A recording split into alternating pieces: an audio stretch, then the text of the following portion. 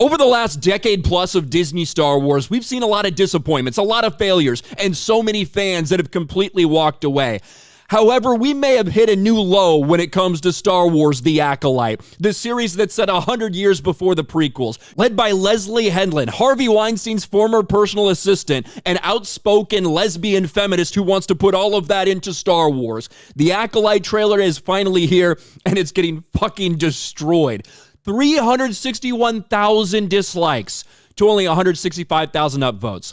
More than twice as many dislikes as likes on this trailer. It's getting destroyed, despite them bragging about it, setting a new record. So you would imagine, you know what? Maybe something nice for Star Wars fans. That'd be cool, right? Maybe something around the corner would be nice to just go and remember something that made you happy. And hey, what do you know? We actually do have a big new release. The Phantom Menace is getting its 25th anniversary re-release. Maybe not everyone's favorite Star Wars movie, but still a George Lucas era Star Wars movie getting re-released in theaters. That might be a nice palate cleanser for people to go to the theaters, experience Star Wars, and get away from so much of the Disney Star Wars garbage. New Phantom Menace anniversary poster celebrates Star Wars movie's theatrical re-release.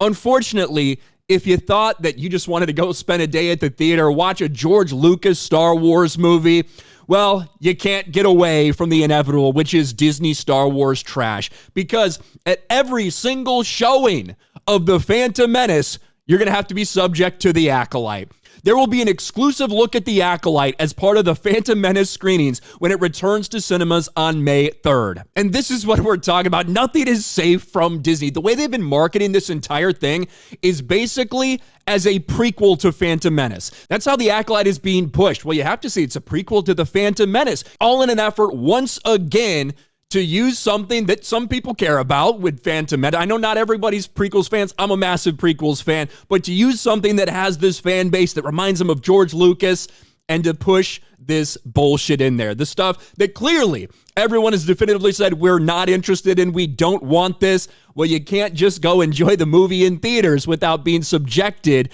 to having The Acolyte pushed on you. But this is really all they have. I mean, this is desperation mode, right? I think the reason we didn't see any promotional material for The Acolyte until now, 2.5 months before it releases, is because they knew almost overwhelmingly it was going to be negative. So there's no doubt that they're desperate to try to get this in front of people, desperate to convince people that this is actually supposed to be connected to the prequels, even though we know this has the High Republic, all this bullshit, nothing to do with George Lucas's Star Wars. But it's not going to stop Disney Lucasfilm from trying to connect something that you care about to something that you're going to absolutely fucking despise, that's full of identity politics, and that people have already shown is getting completely and totally rejected. So if you were thinking to catch the Phantom Menace re-release in theaters, well, there's one thing you need to be aware of. They are going to do their best to try to convince you that The Acolyte should matter to you. I just thought everybody should get fair warning that if you wanted to go experience Phantom Menace in theaters 25 years after its release, unfortunately, you're going to have to subject yourself to The Acolyte. Let me know your thoughts in the comments section below. Smash a like button, subscribe to the channel, ring the bell for notifications, share this video out there, and I'll talk to you later.